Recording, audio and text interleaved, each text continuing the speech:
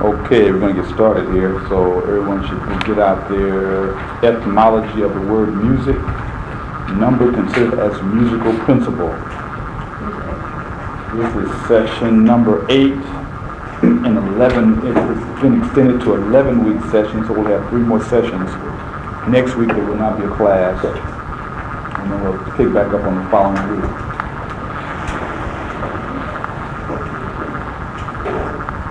If you don't have the handout, there are some extras in the back, but hopefully everyone has a copy of this.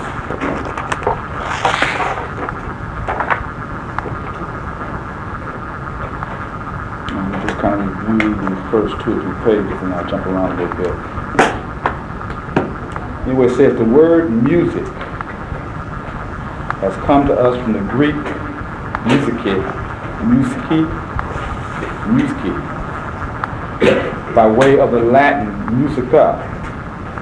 It is formed in Greek from the word musa, the muse, M-U-S-E, which comes from the Egyptian or Kemetic.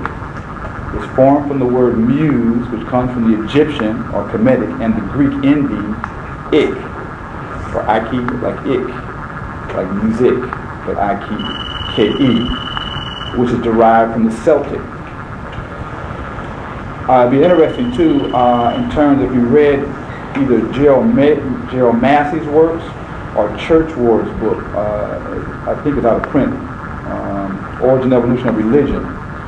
He really goes in and traces how the early Druids, which really provided the infrastructure for some of the Celtic traditions, really also migrated out of the Nile Valley. So you can see these roots still come out of an African origin. Anyway, the Egyptian word mas, M-A-S, or M-O-U-S, actually signifies generation, production, or development outside a principle. They have to say formal manifestation or the passage to act of that which was in potency. I'm going to read this. Is very important because those of us that's been on this path coming out of stolen legacy, this should automatically trigger some ideas in your mind. Those key words, right? Remember I call the golden thread. By following the golden thread out of the labyrinth of confusion, one will be led. Those key words that pop up in different readings, ideas, philosophies, etc., become keys to unlock. So it says the Egyptian word mas or mus actually signifies generation, production, or development outside a principle. That is to say, formal manifestation or the passage to act of that which was in potency. So I gave you some clues. So what does this trigger in your mind?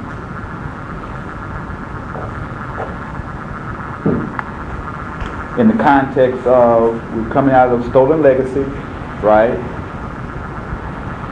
Kemetic philosophy.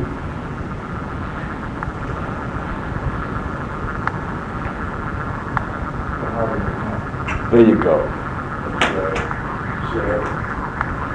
He said the heart and the tongue. Now, how is this related to what's been said? Well, you know that the heart represents perception. Right. And the tongue represents production. Right. And it also talks about here development outside a principle.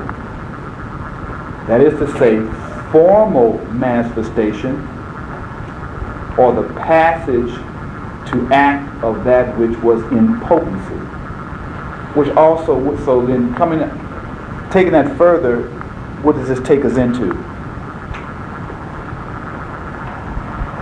terms of I can say that word, you know what I'm talking about, but what story does it take us to? based upon just what the two words that he stated, then it's part of a story. So what story does this take us to? Right, what's that called?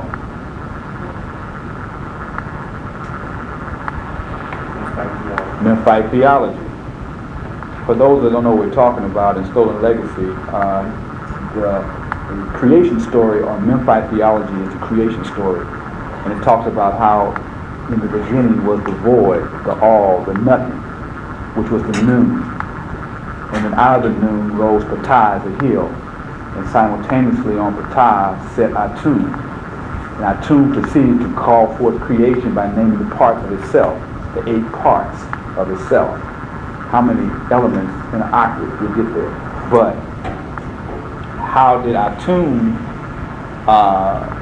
cause creation to proceed? Because he took upon the attributes of Ptah, based upon the principle of magic, right? The qualities of entities, human and divine, are distributed throughout their various parts, and contact with such entities releases those qualities. So by the mere fact that Atum was in contact with Ptah, he then partook of the qualities of Ptah, which then allowed him then to perceive and to produce what he perceived. What you're talking about consciousness then recognizing and then being able to gain awareness, because creation started with separation. Because initially we were talking about how in the beginning was the void. There was like unmanifested energy. In terms of human consciousness, it was just general collective consciousness. We were like in a collective state of consciousness with no separation between ourselves and other things. And then as consciousness or human experience started to evolve, we began to recognize or be able to identify things that were not ourselves. So then we start to have reflective thought.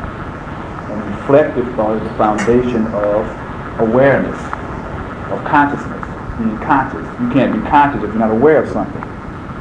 So if you and that thing are one, you're not aware of it, because it's unity. You can only have awareness or consciousness when you have duality. Which you're going to, as we go through this, you're going to see those same concepts relative to music come out again in terms of how music is produced.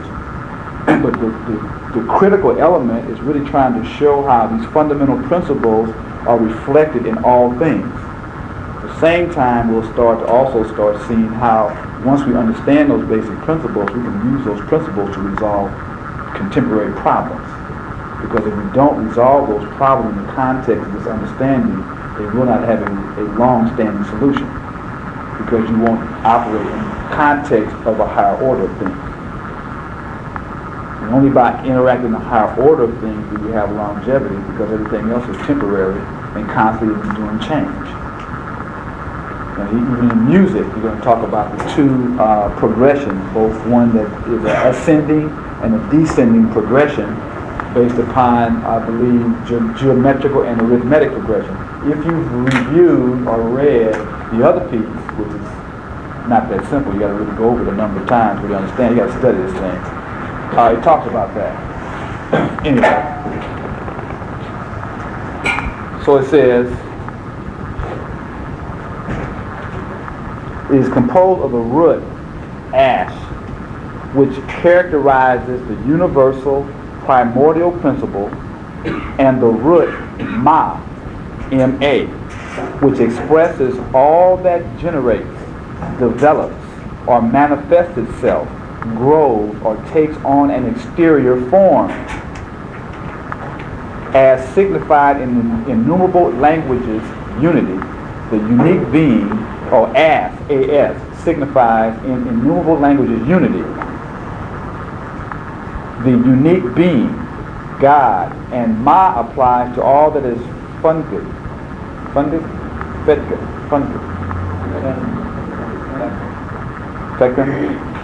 formative, generative. It actually means a mother. So actually, in another sense, what two principles are they talking about here if you look at relative to the Kemetic?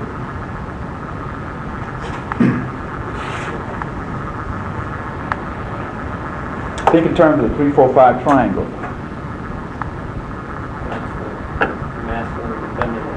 Right. Which in the Kemetic mythology relates to what? Right. Isis and Osiris. Isis is the great mother. Osiris is the God principle. You got the genitive principle, the masculine, and then you have the receptive principle that takes the genitive energy and then forms it into forms, which really in another sense relates to nature.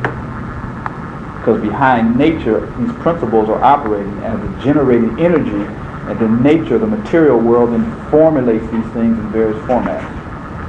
Or literally you can talk about mother and father, the role of mother and father, the energy that's played by the male and the female in creating an offspring. These things operate at different levels. But what I'm trying to also show is keeping these basic patterns in your mind. When these key words come up, if you got one of the key words that equal to one concept, if you plug it into that pattern, you can then interpret the rest of the concept. And it gives you greater understanding of what they're talking about. You can follow what I'm saying? Yes, no? If you're not following what I'm saying, raise questions. What are you talking about?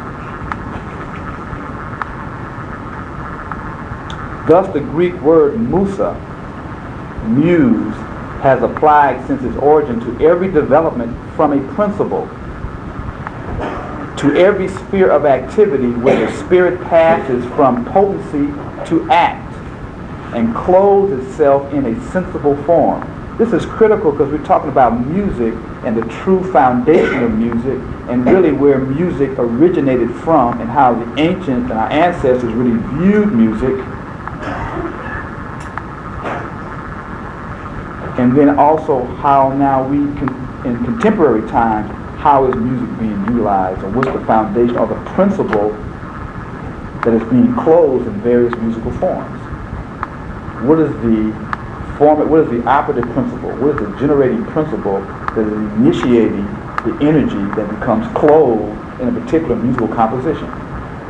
So if you look at a musical composition and you follow it back to its origin, what is the principle upon which it is operating? No, I'm actually talking about, this is a formula for you to be able to understand the true significance of music. Because if music is actually the formation or the clothing of a principle, then you need to go back and see what is the principle that the particular composition is forming or materializing. Then later on, if you review this, you get some talking about the whole issue of harmony and how the thought of the composer really creates the format that clothes or creates the composition. So then what is the motivating thought that generates the particular musical composition?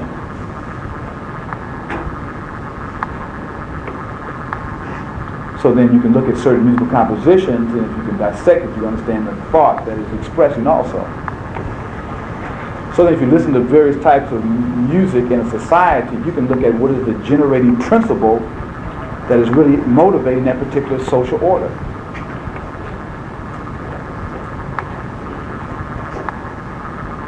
So we move forward. Also understand that the Greek and the Latin is based upon the Kemetic or the Egyptian.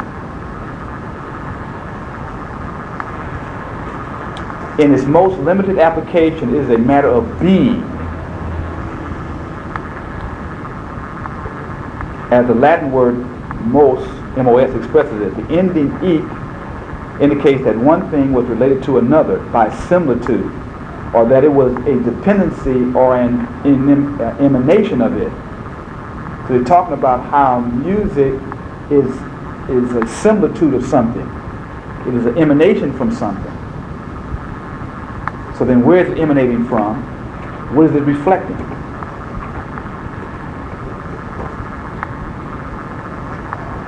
One finds it in all the Northern European languages, written ich, ig, or ik. It is connected to the Celtic word ek, which means equal, and comes from the Egyptian and Hebraic root ach, A-C-H, symbol of identity, equality, fraternity.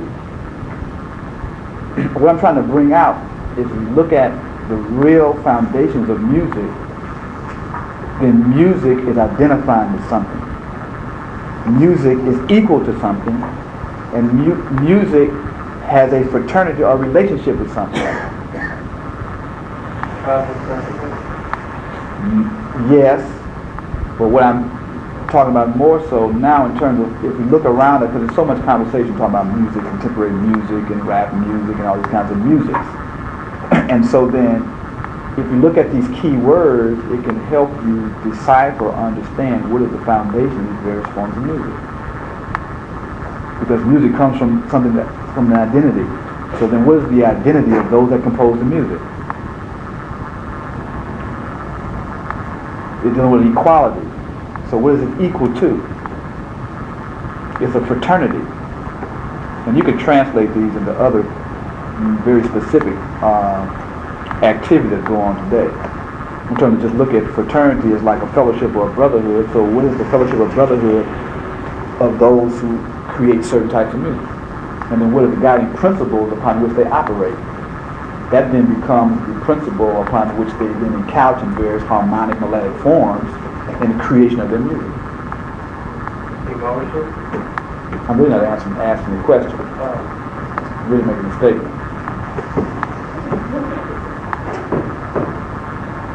Anyway, if after the etymology I have given for the word music, one can grasp the wider sense that the Egyptians attached to its root, and that the Greeks themselves originally attached to it, one will have less difficulty conceiving the different meanings under which the latter understood their Muses, and the universal influence they attributed to the science which particularly designated them. One will easily see why they consider all the arts of imitation as opportunities of music or extensions, because following the meaning of this word, all that serves to exteriorize thought. So this is the Kemetic understanding of what the basic of music was. All that serves to exteriorize thought, to render something sensible from an intelligible state, and to make it pass from potency to act by clothing it with appropriate form. Now this is like very, very profound. It's saying all art is music.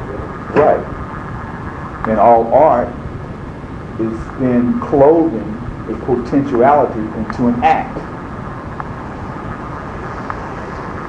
based upon what the artist identifies with. But then on the inverse side,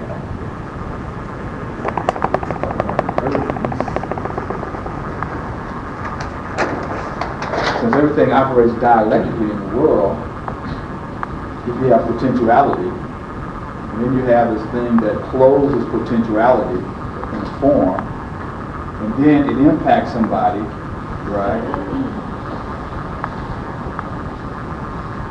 It impacts somebody, which then can actually activate them to create something. Which then means that we want somebody to create something, we need to identify what it is we want them to create, right? And then clothe it in the appropriate form so that when it impacts them, it will stimulate them to create, either positive or negative. Because the universe doesn't have morals. It just deals with qualities of energy. And so I'm also giving us clues in terms of methodology that we need to employ. And the question is, what do we identify with? I think we were talking about that too. We were going up to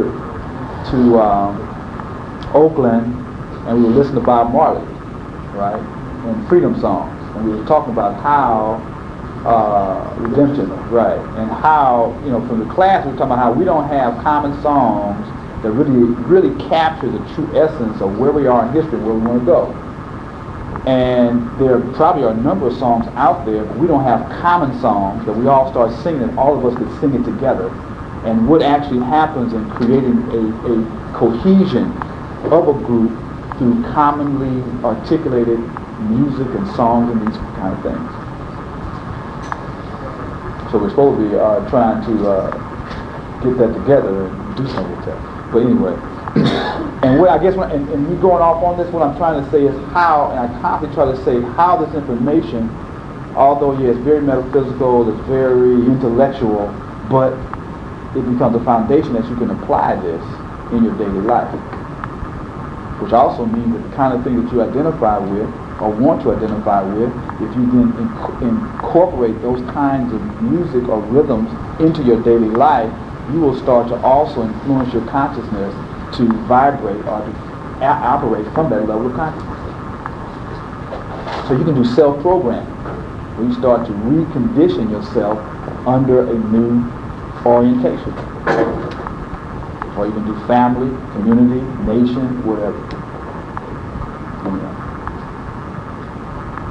So the key here came to talk about music. All that serves to exteriorize thought. Thought is also can be looked at as thought. Right? The messenger of the gods. Which is also perception of the mind in which you perceive. To render something sensible from an intellectual state and to make it pass from potency to act by clothing it with appropriate form. All this belongs to it, or belongs to music. The Egyptians seem to have counted only 3 muses. What's that? Malet. What's that? Menem. And Aodi or Aodi. Probably our pronunciation is probably all off. And the 3 muses relate to she who produces or generates, she who conceives or designates, conserves, and she who idealizes and renders comprehensible. So here we have 3 again, right? The Trinity. And they're all feminine, which also represents then the power of being receptive.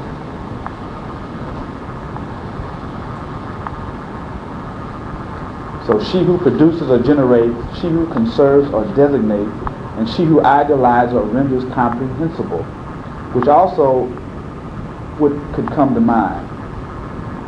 Talking about 3, the Trinity. Does this kind of match what we talked about in other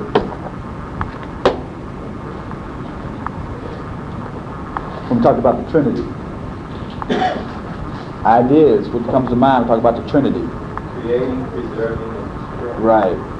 Now, you say, she who produces or generates, initiate. She who conserves or designates, preserve. She who idealizes or renders comprehensible, which is the synthesis.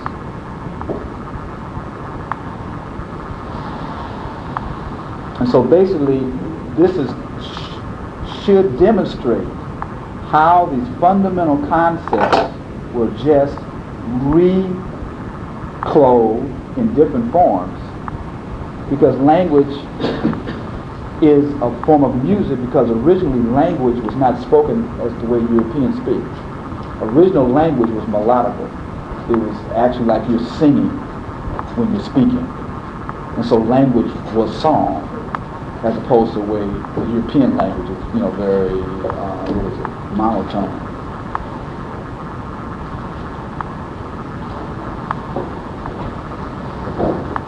So anyway, the Greeks, in raising their number to 9, distinguished their attributes further. Basically, they just took the 3 and they broke them down into more details, which I'm not going to go through.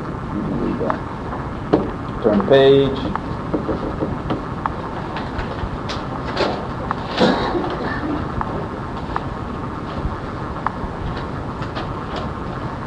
That since the moderns have long since detached music, as they call it, from musical science in general, our father used it in this manner and considered music as that part of the science which, in order to render sensible the intellectual conceptions of man, uses in the exterior world 2 constitutive elements, sound and time,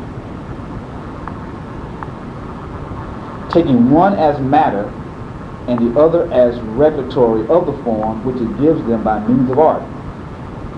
So sound and time. Sound, they relate to matter, because sound is volume and volume is form or substance. And time regulates, right? So many things in a certain period of time. But tone, as a production of the sonorous body, I had to look up that word, sonorous. It says resonance, imposing or impressive in effect or style.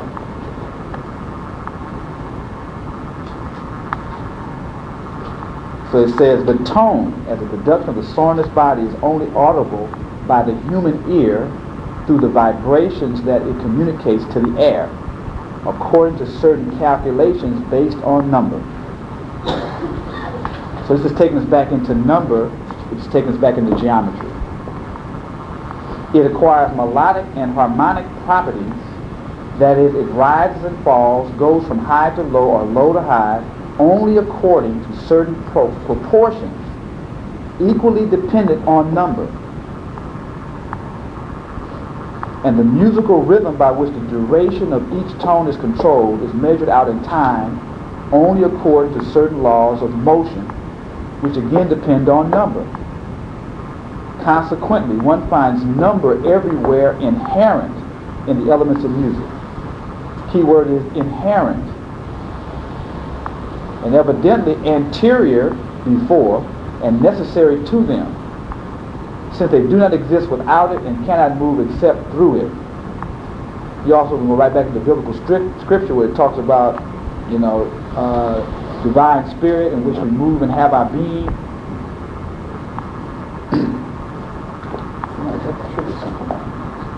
It talks about how the God concept. This is a book called The Sacred Geometry. If you find, definitely, this is a classic piece. This book, Sacred Geometry, by Robert Lawler, Lawler.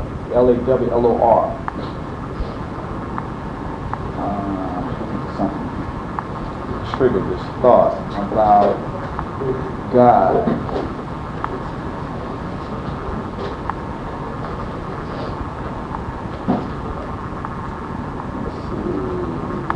Find it right quick.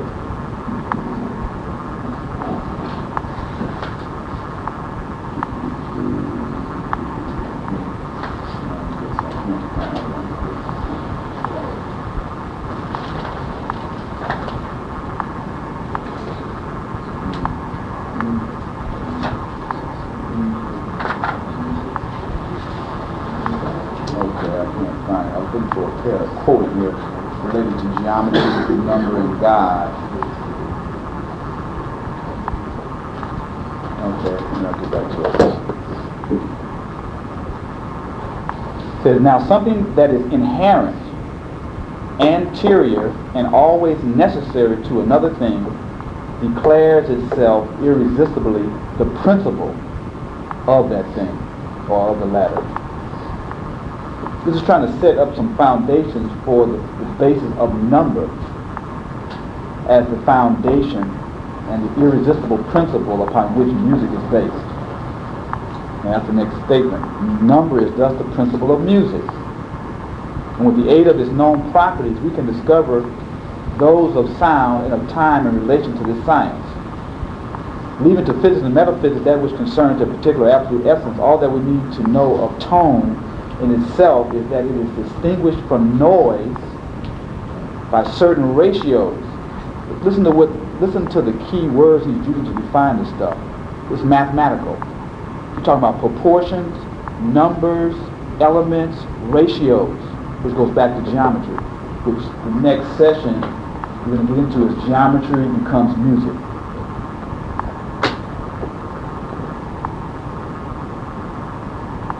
It says, tone in itself is that which is distinguished from noise by certain ratios that are again born from number.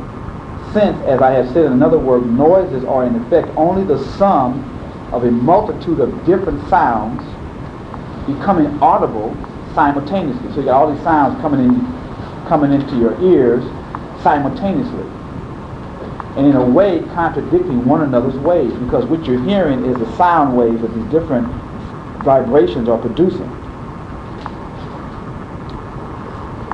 And tones are distinct from noises and become more and more harmonious in nature in proportion as the body that produces them is more elastic, more homogeneous, formed from a substance whose degree of purity and cohesion is more perfect and more uniform.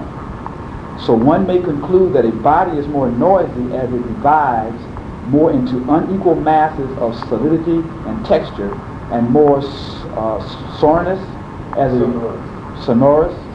it approaches closer to homogeneity. As I was reading this, what came out into my mind was, number one, how African culture and civilization, I always try to say that African people were so primitive and so uncivilized. But the most common and universal element in African culture is music. You cannot separate African people and music. It can't be done. You can't separate African people from music. It's synonymous. So then if you understand these basic principles upon which music is based, it also then lets us understand to the degree that African people were homogeneous, pure, what else? Elastic, flexible, and also in tune with cosmic order.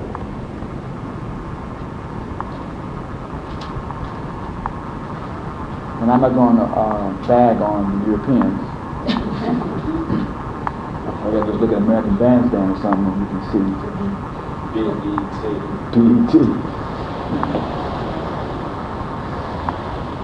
It says, from the experience aside in the work in which I made this statement, it results that the ear of man is open first to noise, and that passing insensibly from the inharmonic to the harmonic, or from diversity to unity, it arrives at tone. It seems always to be the course of nature. Absolute unity is its goal. Diversity its point of departure. Relative unity its way of repose. This gives us insight into the solution to this whole issue of cultural diversity. What is the major problem in terms of America, in terms of Europeans trying to impose their particular style on other people, and how other people can never be healthy or in sync as long as they operate under the guidance, under the control, under the frequency of another cultural group. So it's responsibility of a group of people to develop their own self-reliance if they're ever going to be whole. Otherwise, they will never be healthy. And this is something that is in conformity with cosmic, spiritual, or divine law or order. And then once each of those entities get in harmony or homogeneous relationship with each other, then they have to create a relative unity to one another, all under the greater unity or creative force out of which all of them come from. But if they don't operate or understand that principle, then what they create is going to be a reflection of their thinking. Which goes back to the whole issue of thought, perception. What you perceive is what you produce.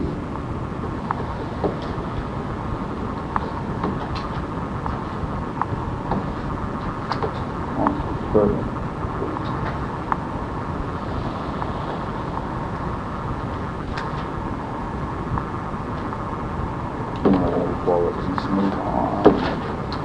Survey of sacred music. It's interesting because we've been talking about astrology.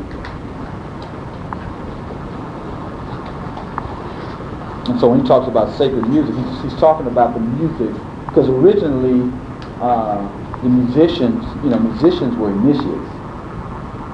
They were initiated into the esoteric or metaphysical operation of universal laws and principles because of the power that music has. You can heal, you can kill. I mean, to the degree that now we just mess around with sounds. Most people are really not that disciplined and educated into the deeper powers and influence of music, so they don't create the same level of response with the music. But those that have been initiated could actually, create or cause physical transformation to occur through initiation of various sounds. Now, it's still occurring today. We're just not as aware of it, and it's not as directly done. But anyway, sacred music. The number 12 formed from the ternary and the quaternary. The ternary is a 3 and the quaternary is a 4. Again, here these same concepts keep coming back over and over again. That's why I say once you can understand the basic patterns, the basic patterns and the basic principles, they're universal. So the ternary is a triangle of the 3, and the quaternary is a square of the 4. It's a symbol of the universe and the measure of tone. So the number 12 is a symbol of the universe and the measure of tone. So he's just talking about how he's just speaking as the interpreter of ancient philosophy. This is nothing that he is thinking of himself. He is just interpreting the ancient philosophers and modern theosophists. When he talks about theosophists, that's the Theosophical Society, which really was brought into modern orientation by Madame Blavatsky. So if you get Isis Unveiled or the Secret Doctrine, you can get into that whole philosophy. And basically what they were trying to do is she was trying to break the stranglehold that Christianity had on the modern mind by locking modern thinking into a literal interpretation of Scripture. So she tried to bring back or reintroduce the metaphysical orientations of the Scripture to help open up the consciousness of the Western world to hopefully make way for this transition as we move into the Aquarian age, moving from I believe to I know. So that's just a little background on that. And he's going to say a little openly with the hierophants of the Ursas and the thieves confided only to initiates in the secrecy of the sanctuary. So basically in the olden time, only the initiates got this information. Now, one thing that we're trying to do, those of us trying to teach this stuff, and in accords with the Aquarian age, is to make it more available to a wider audience or more general population. And it's interesting because each age has a new keynote or a new logos or a new word. And so that the logos actually is that same universal principle that comes into a new orientation or a new format. That's why every age you bring forth a new mythology or a new story that realigns the thinking of the people in accordance with the new time. So, and I'm saying that to say that if you start to study the principles and the characteristics of the age of Aquarius, you then start to understand the various concepts, various images that need to be incorporated into the new language to start realigning consciousness relative to the new time and space we're in. At the same time, you will also start to recognize how those concepts, those characteristics are manifesting themselves in contemporary society. So then you also can see how the universal has expressed itself through the transformation that's going on in the present time. And you can really see what's going on and it help allow you to be a lot more relaxed because you can stay connected to the greater order and don't get caught up in all these momentary changes that's going on. So if you go about your business and not get overwhelmed by a seemingly chaotic situation. Remember what chaos, what's the other root of chaos? This goes back to Memphite theology. Unperceived order, right. Or pre-creation. So chaos is also pre-creation. So if we're in a very chaotic time, we're also saying this time is being chaotic so it can, disassemble really the present order so that it can be reordered. You can't reorder it if it's staying in the same order. So anytime things go into a transformation, the old order has to go through a chaotic state so that the elements become broken up so they can be reformulated into a new order or a new form. Now, the foundation for which that new order will be formed will be the dominant thought in its positive or negative expression.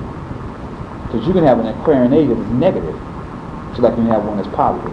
If the dominant controlling forces operate from the negative as opposed to the positive. Anyway. He just goes on to talk about here how all the various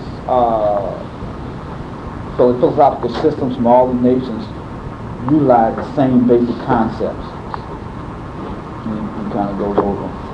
Yes. Do you think that the current age do you think that the Constitution ways can be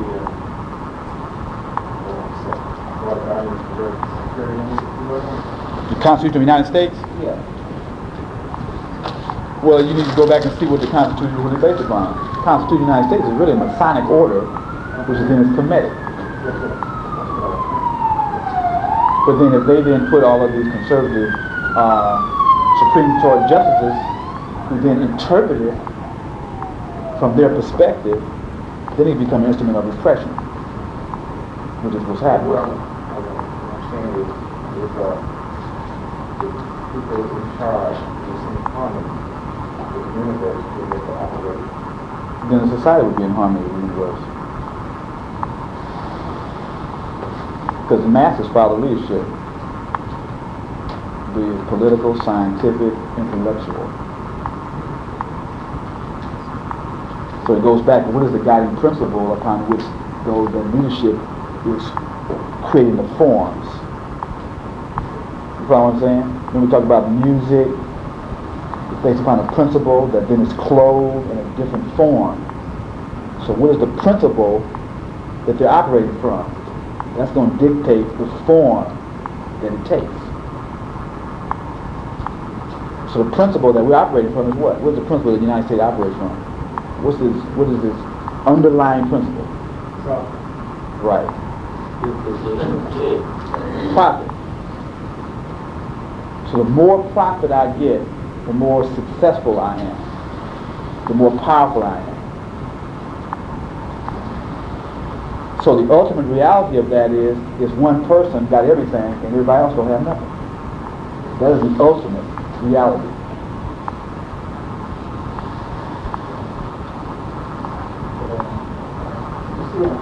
I understand what you're saying. That's why I said what I said. You got lost? Why?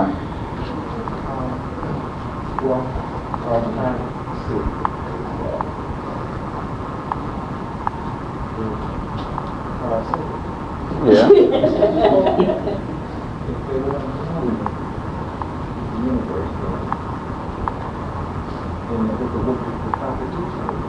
What I'm saying is the Constitution, the way it is, the way it's written, will work if you work it right. That's what I'm saying.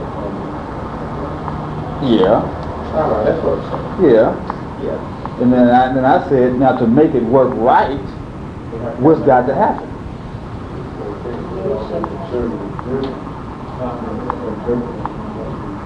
I'm saying one is, what is the thought behind the operation of it?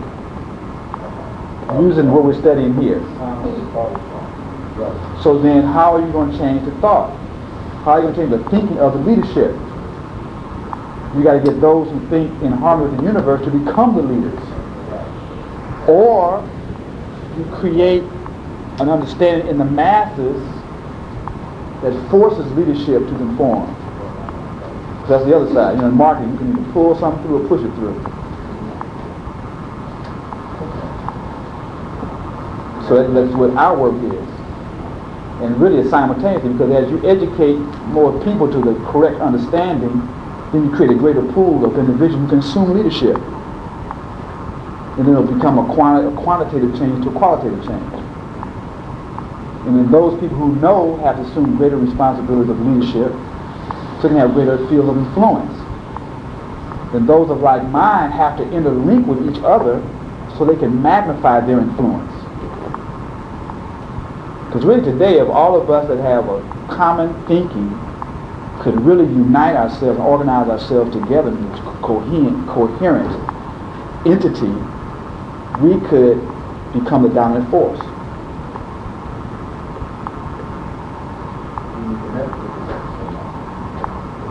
That's one of them. We'll probably meditate together on how we're going to solve this problem. Anyway. Okay, let's move on. We go on down to, well, let me think. This is some good stuff. We talked about down to bottom, blah, blah, blah, blah, blah, blah. Okay, at the end of the first paragraph,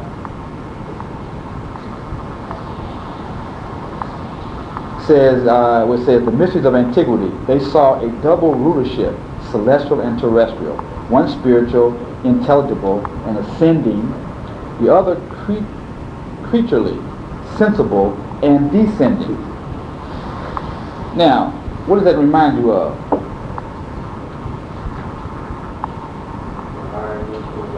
Right.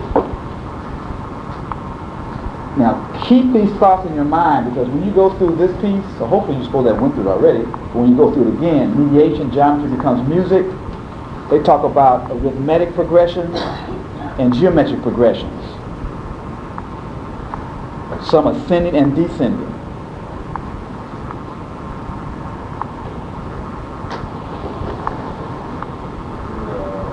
The institution of the zodiac is due to the application of the number 12 to the highest sphere. This institution, according to the learned modern astronomer, was not unknown to any of the world's peoples. Ancient temples, considered as images of the universe, in which ruled the immutable being to whom they were dedicated, all bore the same number and the same division. So it's giving you more information here. So there's a lot of extra information in here that if you pull it out can add to your understanding. Because it talks about how he's going to present. You definitely should go and listen to his presentation, because he breaks down how the structure of the temple, the different parts of it, being related to the various levels of consciousness, and how the modern churches are a reflection of the ancient Kemetic temples, which means they still incorporate those same geometrical and arithmetical patterns and forms. Because even if you go in there in Catholic cathedrals, and if you get up on the, well, I guess they call it the nave, as opposed to what we call podium, and speak, they're actually geometrically constructed where the sound resonates in a certain way over the congregation because of the geometrical structure of the church itself. So you actually can structure rooms where if you spoke or did certain things in that room, because of the geometry and architecture of the room, it would resonate at a certain vibration and create a certain reaction on the person.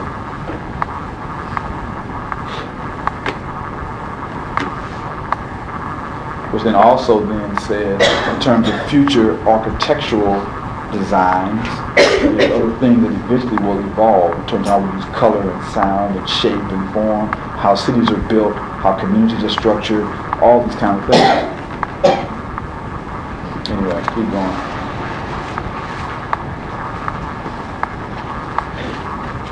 It's a key issue here. It says the Peruvian architects had ideas in this regard no different from those of the Egyptians, the Persians, the Romans, and even the Hebrews. The number 12 thus applied to the universe and to all that represented it was always the harmonic manifestation of the natural principles 1 and 2. Now we're getting back into numerology, right? 12 is actually been broken down into 1 and a 2. And the mode under which their elements were coordinated. It was at the same time the symbol of a coordination of tones, as such applied by the lyre of Hermes. Because you had 7 strings, which is 4 plus 3.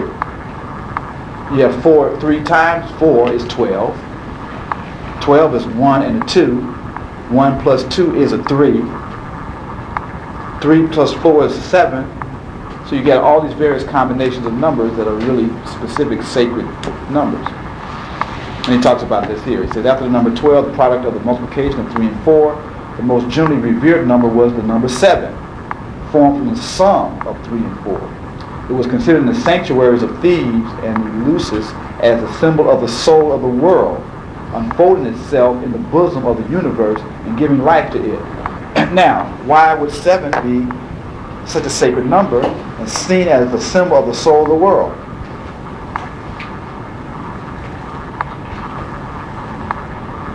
unfolding itself in the bosom of the universe and giving life to it. Take a wild guess. A real wild guess. Something coming to your mind, I know. Boom, that's good. The sevenfold constitution. Humans have a sevenfold constitution. They have a physical nature, etheric nature, an emotional nature, a lower mental nature, a higher mental nature, an intuitive nature, and then a divine aspect of ourselves. That's the sevenfold. There are 7 critical stars in Ursa Major, upon which the pole stars circulate, and the orientation of the axis of the Earth is orientated to that. 7. The 7 primary stars in the Pleiades, which is the center of our solar system. Or even the Milky Way galaxy, I believe, is rotating around the center in the Pleiades, which has 7 primary stars. Is that a coincidence? No. It's a sevenfold nature in terms of how the universe operates.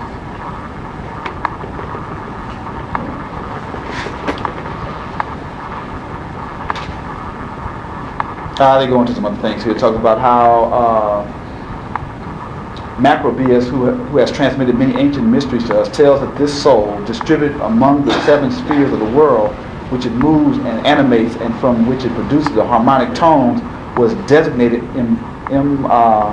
emblematically by the number 7, or figuratively by the 7-hole flute placed in the hands of Pan, the god of the universe. So you see Pan, the little, it's not a centaur, because Pan was like a little half goat, half man that carried around a flute. This, no, Peter Pan. Although you probably get to some metaphysical stuff about Peter Pan going to Neverland, you know, and never growing old. So what part of yourself never grows old? The soul, which is also always youthful, creative, and it can fly.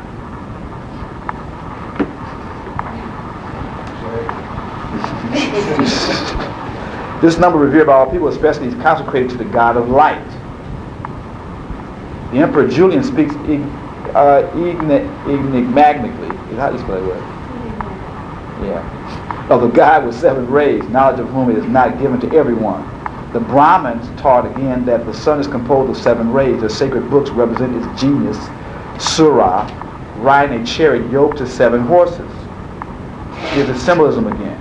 The ancient Egyptians, in place of a chariot, imaged a boat steered by 7 genii,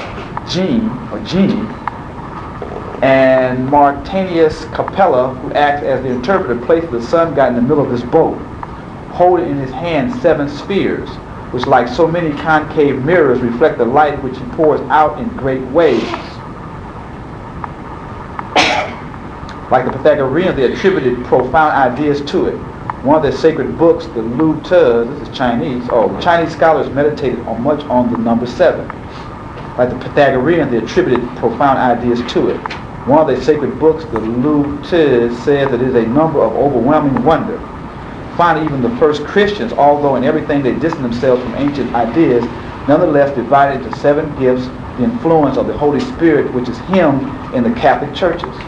So basically, just telling you all of these various mythologies, philosophies, religions are really based upon number, geometry, and astronomy. But astronomy is based upon geometry and number because the universe is governed by geometry and number. So everything in the created world is a function of the various numerical values. And number can be equated to sound, so everything in the universe has a sound that is equal to it, that is its true name. And so in the Kemetic Book of the Dead, or Coming Forth by Day, they talk about how by knowing the name of a thing, you can control that thing. Because in one of the stories, Isis tricked, I think it was Ra, into divulging his secret name, which then made her become a magician who had power. So again, it's not the little interpretation. You understand the principle of the concept upon which the stories are really, communicated. And the question I would raise is, what is your real name? Do you know what your real name is?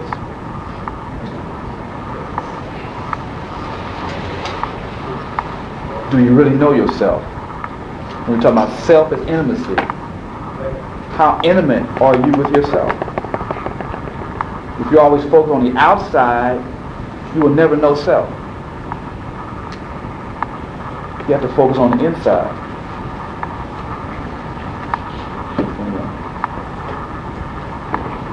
On and on and on and on and on. How can you what? By knowing yourself.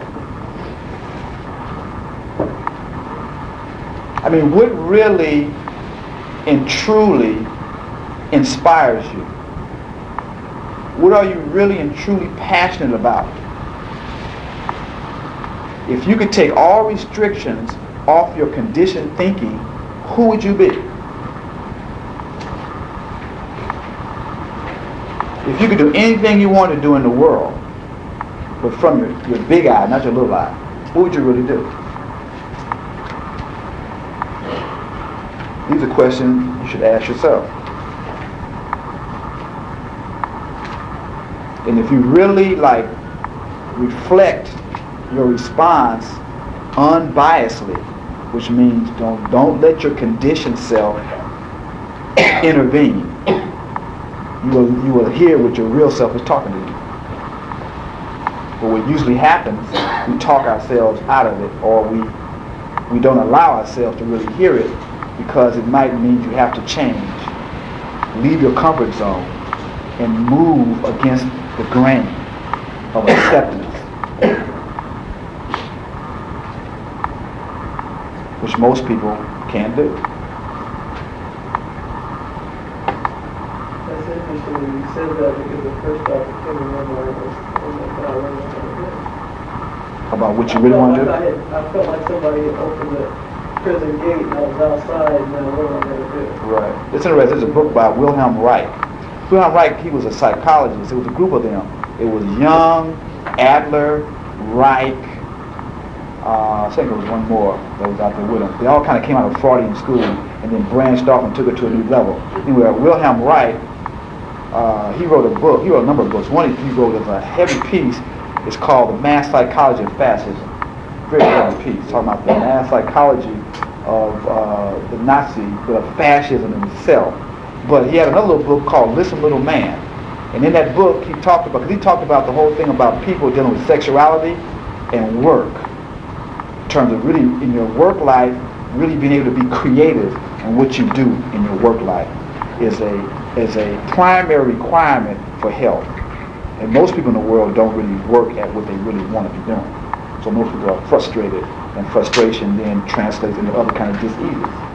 And also, especially in Western culture, this whole perversion of sexuality also then creates, because sexuality is your natural creative energy that then becomes all mixed up and used all kind of crazy ways. But the point was, in this book he had a picture. And the picture was humanity with a ball and chain on their leg. And then the person was constantly pulling on the chain, and then one day the chain broke. And then the person said, what am I going to do now?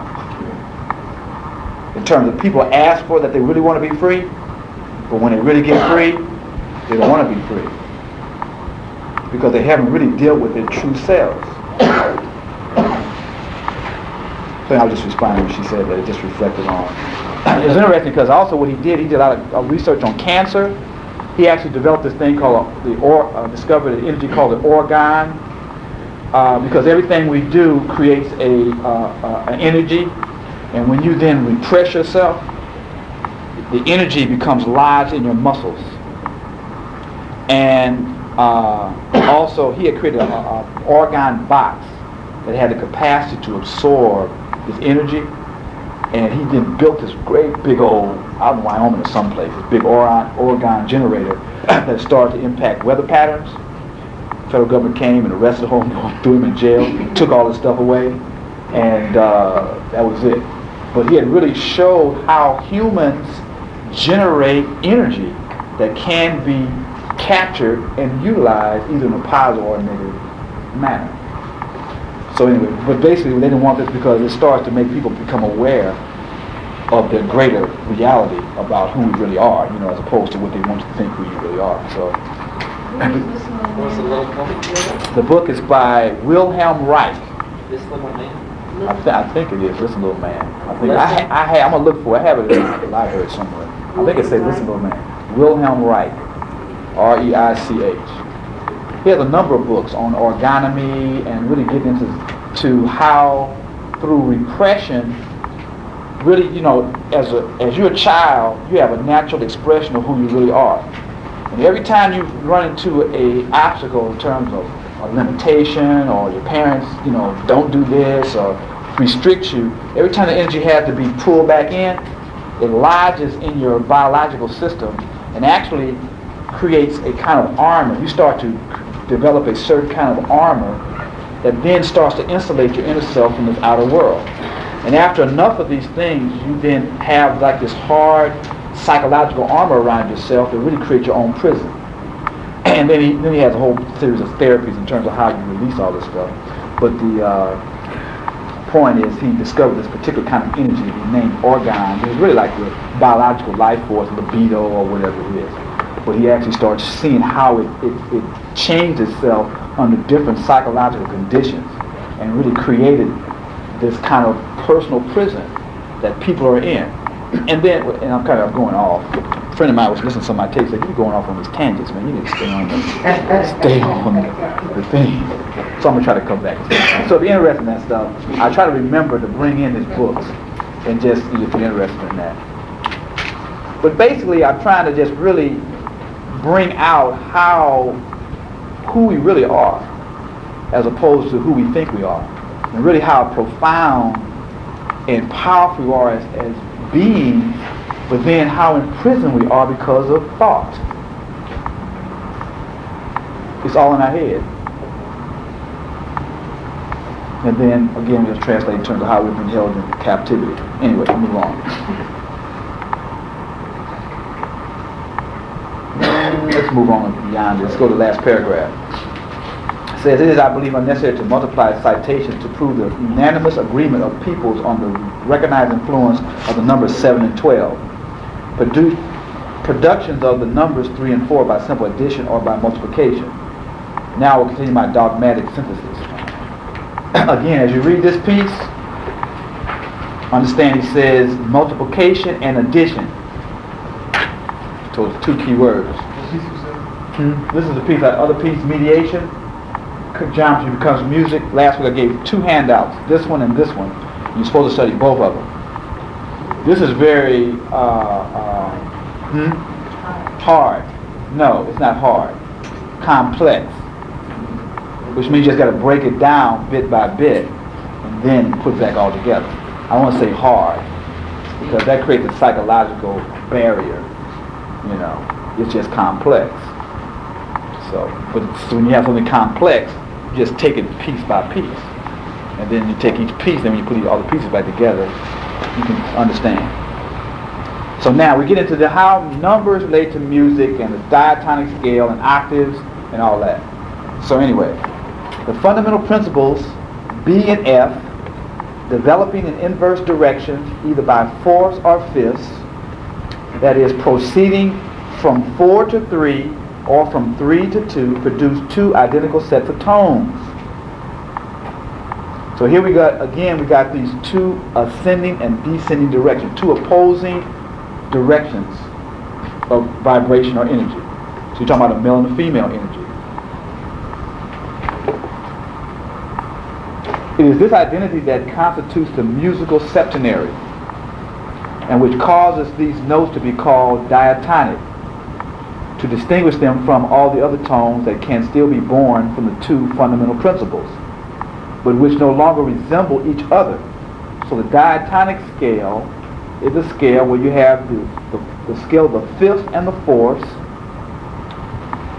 that then interact together to create the 7-fold or 7-fold nature, or really 7 key notes. Because the 8th note then takes you to the next octave. So an octave is really like octagon, 8.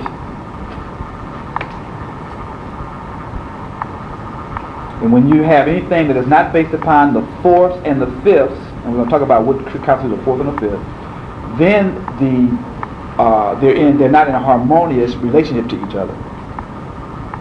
It says going outside the diatonic order to enter the chromatic and the inharmonic ones. Chromatic is when you have half notes. Diatonic is when you just have, the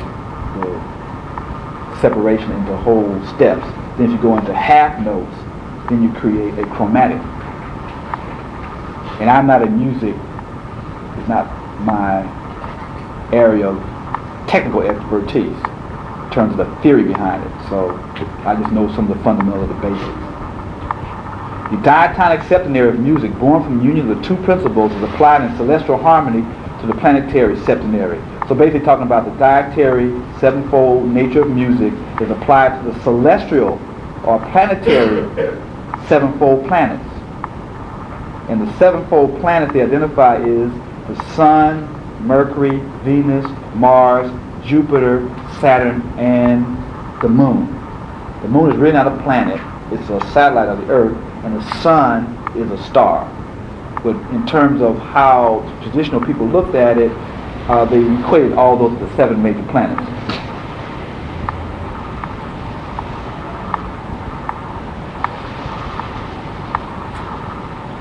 It says, though they did not infer from this in the sanctuaries that there are only seven primitive planets, identical and really influential in the zodiacal system, the others being only secondary, like the chromatic and inharmonic tones in our system. We get too technical here if we get off the point.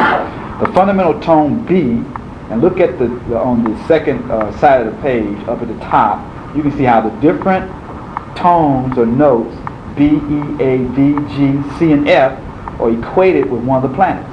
So B is Saturn, E is Sun, A is Moon, D is Mars, G is Mercury, C is Jupiter, and F is Venus.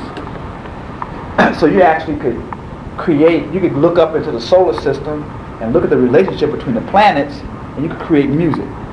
If you was a musician, and you could actually create music in terms of the relationship that different planets have to each other as they're moving in their orbits.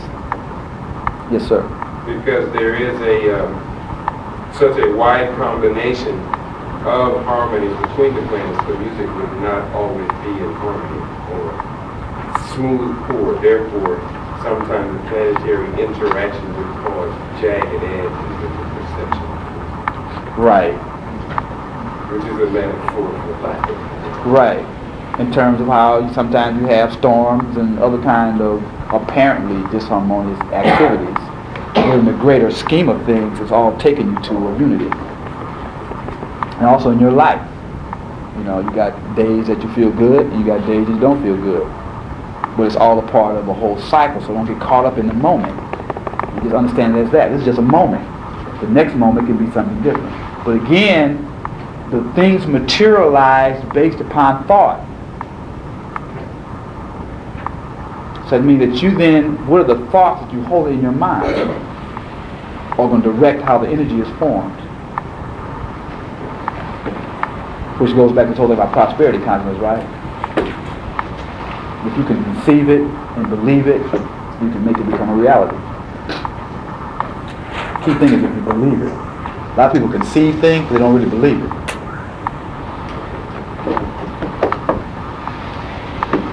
So anyway,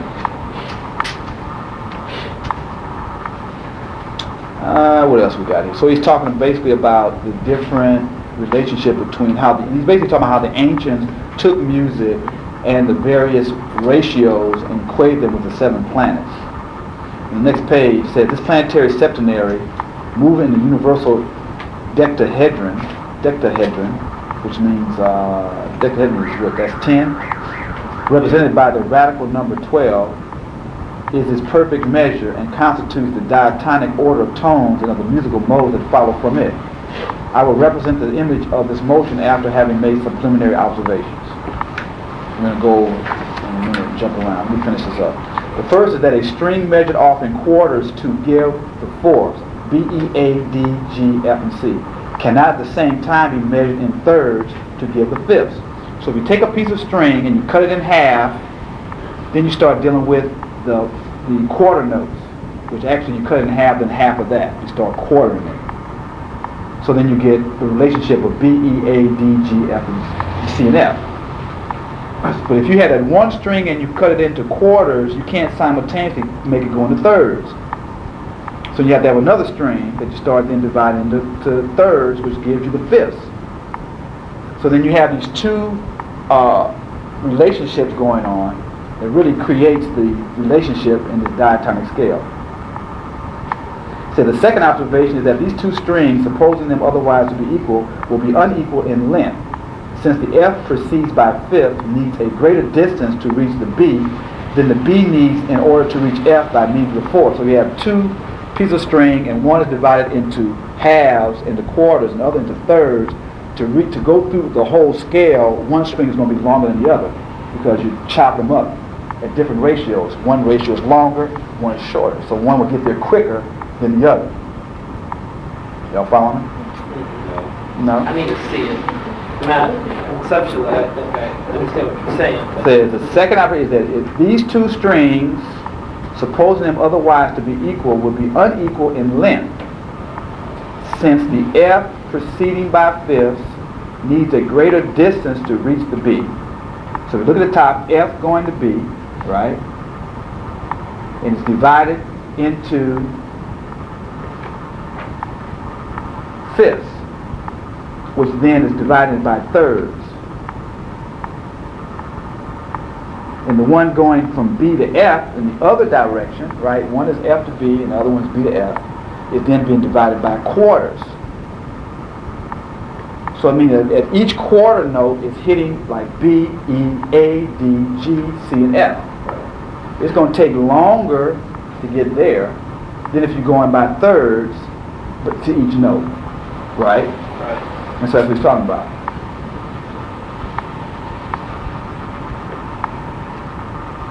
Long distance in terms of string length. Right. If you say the distance between them are the same, he's trying to equate the diatonic scale with spatial distance also to come to a concept. Because what he's going to get to here is talk about how then it's not a perfect circle, it's elliptical. And then how the orbits of the planets are elliptical, how the planets themselves are elliptical and not perfect circles. And the actual universe itself is not a circle, but it's elliptical in its shape. That's what he's getting to. Then he's just showing you how then the principles upon which the universe are created are the same principles upon which music is created. So there is a similitude, right? And identity, going back to the original concept when we first started talking about music, right? So then the ancients, with this understanding, then developed tables, which we can jump around to. Right. I thought one of those tables is in that other handout. And it's in this handout too. If you go to page 108,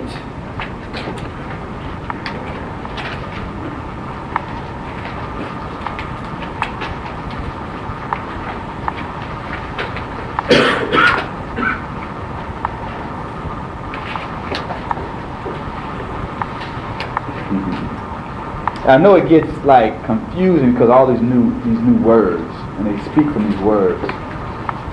But basically at the bottom he says, thus by making the musical diatonic septenary, the sevenfold diatonic scale, operate within the harmonic septenary. And when you put these two thirds and fifths ascending and descending together, the midpoint, they meet up at the midpoint. And the midpoint in the scale, they had, and he was showing you back here, we went back to the other ones, was talking about they had the sun in the center. I think it was D, E was the center. Anyway. Then they actually took this and broke each day of the week down, because each day of the week is based upon one of the 7 planets. So Saturday is Saturn's day, Sunday is Sun's day, Monday is Moon's day, Tuesday is Mars' day, Wednesday is Mercury's day, Thursday is Jupiter's day, and Friday is Venus' day. So from the ancients, those different days took on the sevenfold characteristics, and in this cycle, took on the characteristics of that particular planetary body. Then they took the 24 hours and divided them in half, 12 by 12, to give them 12 hours in the AM, 12 hours in the PM. And then they related each hour to one of the notes. Now, if you go back to sacred science, remember sacred science and how it talked about how the Kemetic had identified a deity or a netter for every hour of the day. And that they then created healings by understanding the time of the day and the characteristics of that particular time, because your body, every organ in your body also is equated to one of the planets. And everything in nature can be categorized by one of the sevenfold patterns. Certain plants, certain herbs, certain jewels, certain colors, certain tones. So then you actually could create formulas based upon your understanding of the relationship of the particular disease, the characteristics of that disease, and the harmonic relationship that it had with other things to create antidotes. Or you could create musical compositions that would then have a positive impact, because all dis-ease is disharmony, which goes back, remember we started about what? That the whole issue was about harmony, and that God was harmony. The ruler of the universe is harmony. And so those things that are evil are those things that operate in a disharmonic fashion. And so the whole secret is to bring things back into harmonic order with the greater order of the universe. But then, what is the order of the universe? If you don't know that, how can you put yourself in a harmony with it? So anyway, all I'm getting to is what all these things I'm saying, but basically trying to just demonstrate a number of things. One, the arithmetic and numerical foundation for music. We touched a little bit upon the geometric, the astronomical correlations that the ancients related to music, and then how they start to break that down in terms of weeks, months, hours of the day. Then if you go back into ancient ceremonies and rituals, depending upon the particular quality of the ceremony or ritual, determine what time you did it. Because every time related to a particular type of energy. What time of the year you did it. Because every time of the year had a particular energy. And then by you then create the ritual or ceremony to reflect, equal, or in identity with that particular time, space, or characteristics. So in actuality, you did not egotistically create anything. What you did is submit and become receptive to the conditions and then created from that receptivity, which goes back to the Muses being female and being receptive. Yes. I was just wondering how they ended up to understand each day relating to a particular note. And I'm just wondering how the pattern of this, like it goes B, C, D, E, F, G, A, so it continues in through the sequence of the 7 notes. Well, Saturn or Saturday is Saturn's day, and right. Saturn starts with B. Saturn starts with Look up B. at the top. See, the note for Saturn is B. So the first hour. So the first hour would start off with B, and then it would move through the scale. Yeah, but from there don't make no sense. From where? Yes, it does. Sunday is E. So look at Sunday, and the AM starts with E. Oh, wait. That's not what I mean. What do you mean? Saturday starts with B, right? Yeah. Then when we go to the second hour, we got the note C. What? The second hour?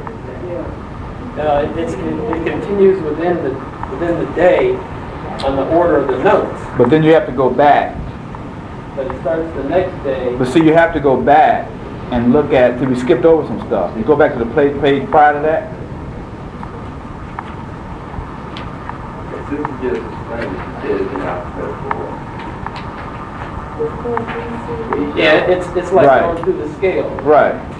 Not that it's alphabetical order, but alphabetical letters or a different note of this scale. Right. It's a 7-tone scale. It may be a lot. But if you go to the page prior to that, and it says the Saturnian diatonic system,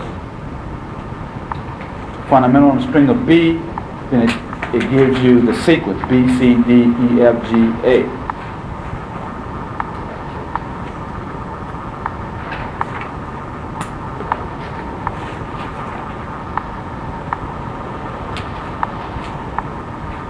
But anyway. Right, to see it, because this was based upon the days of the week. So then you'd have to follow this schedule vertically. See, Saturn would be B, Sunday would be E, Monday would be A, etc. But then when you went horizontally, then that would be based upon the different relationship in terms of the particular diatonic system for that particular note, B, C, D, E, F, G, A, etc.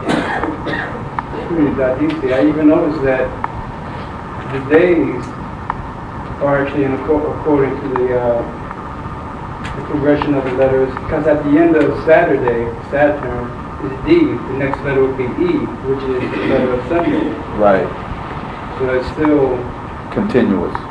continuous. Although if you get to the next, It's an order. right, that's right, that's right. How come? So you have 168 hours, I guess, or something this week. I mean, before you start back over. I mean, is there any significance for that? Everything has significance, but in terms of what? I mean, it just seems like you have a cycle here, basically, in order for you to just go through the whole, like if you look at each day, you're going through the harmony of the scale, you know, the scale through the day. In order for you to go through the scale of the week, you know, there's 168 notes that you sort of go through. Okay. So you're changing that. That's interesting. Had to work with that. 1, 6, 8. That's 7 and 8 is 15. 15 is a 6. I don't know, I have to look into that.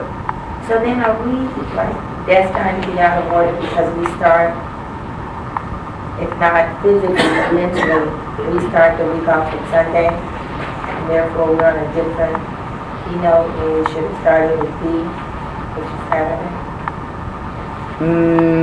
Not necessarily. But that's something I hadn't really thought about that. I mean, you just get up at 7 o'clock in the morning on Monday and listen to the G. When you should be listening to the B. This is just a particular school, though, right? Right. Well, this is, yeah. He's saying, we say this is a particular school. But it's the concept. We're not saying that you go back and duplicate this, because a lot of the stuff in modern times, we would have to really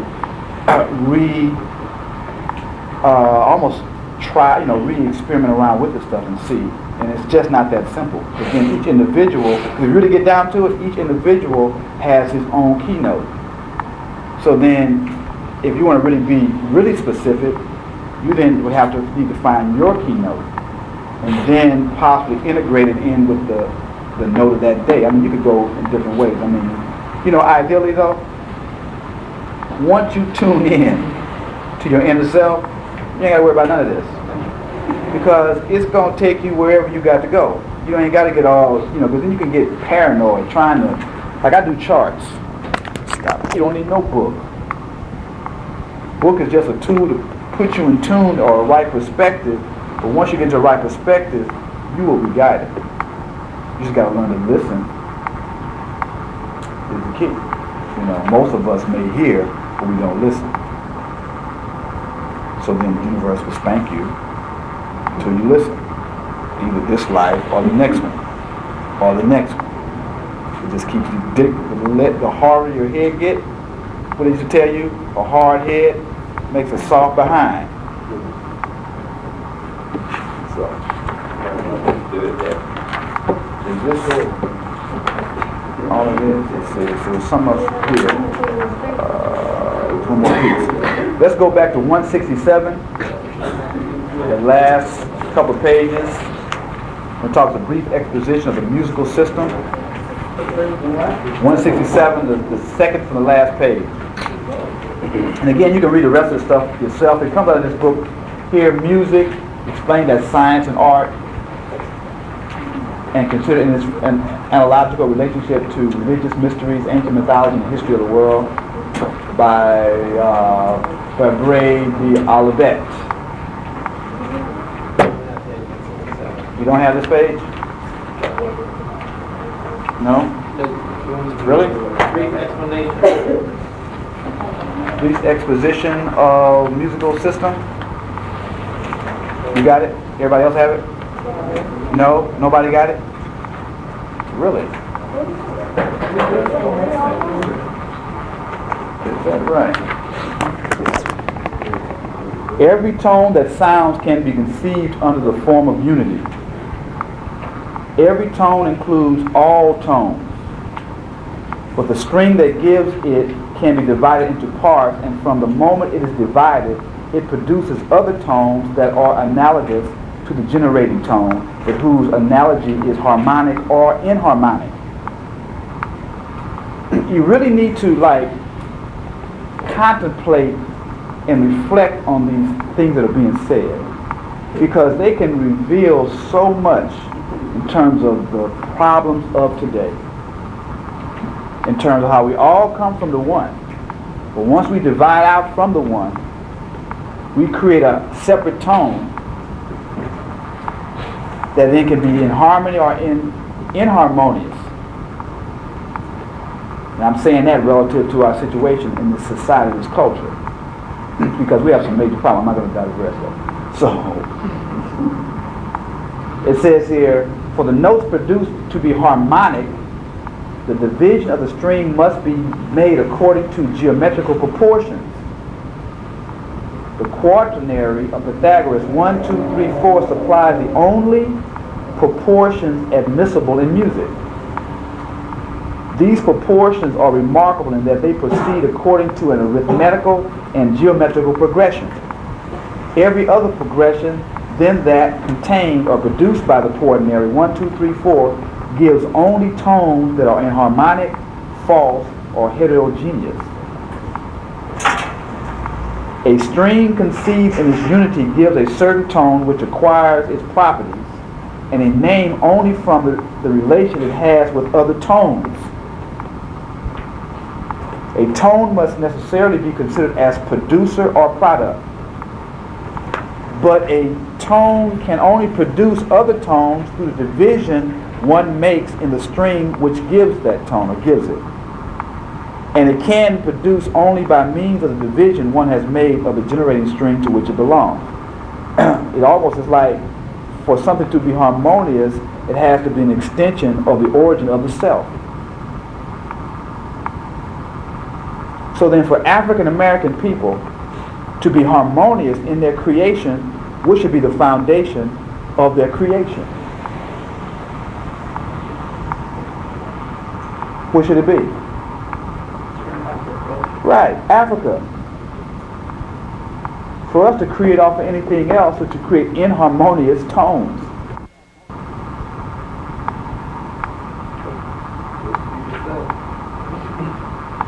Which then also means a person who is generating off a Eurocentric or Asian-centric tone cannot adequately educate an African person.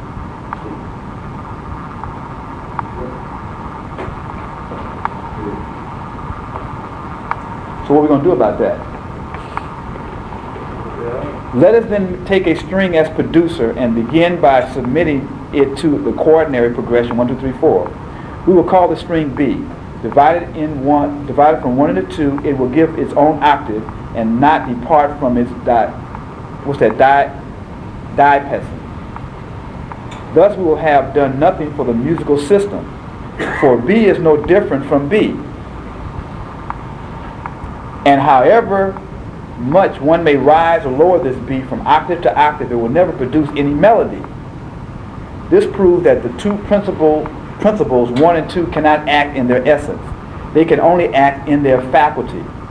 Now the faculty of 1 is imparity, oddness, and the faculty of 2 is parity, evenness. The number 3 being the first number thus displays the faculty of 1 and consequently 4 displays the faculty of 2, whose power it is, right? 4 to the power of 2, 2 down 2 is 4. But if a string is divided in 3, it cannot be divided in 4, for evenness and oddness are incompatible. Basically talking about, again, so-called Pythagorean number theory, but Pythagoras was educated in Kemet, so this is actually the theories and philosophy that came out of Africa.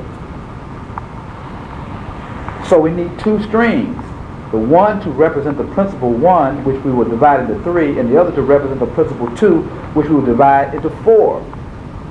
It's interesting because then also it says for us to produce harmony, we have to have male and female operating in harmonic relationship to each other. And these 2 harmonies meet in a central point or common element. So then you also can have a foundation for relationships.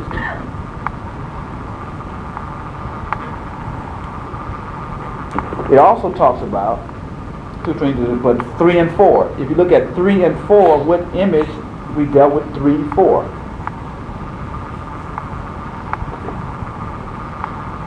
In the context of what we're talking about. Yeah, 3, 4, 3, 4, 5. The 3, 4, 5 triangle, right?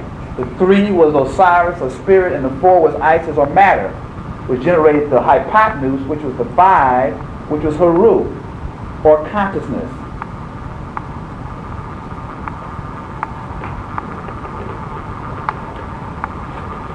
It says, but these strings which we are to divide thus. It says, they must necessarily be those strings which in producing themselves reciprocally, produce reciprocally all the other tones without exceeding the musical septenary given by nature. Now the 2 strings that fulfill these conditions are F and B.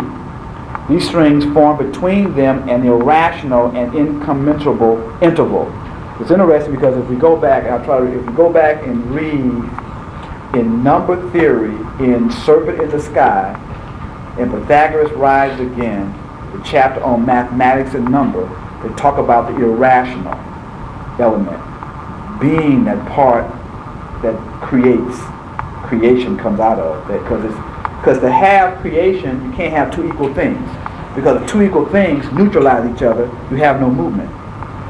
So to have movement, you have to have 2 unequal elements that operate in harmonious relationship to each other. Which is really interesting when you talk about the analogy of male and female. Because sometimes you talk about male and female being equal or the same. They're not equal or the same, but they have to operate in a harmonious relationship to each other, each playing their own specific role. But that's in relationship. Now in you as an individual, you have male and female, which means you have to also integrate your inner self and your outer self, your masculine and feminine self together around a common element or common principle.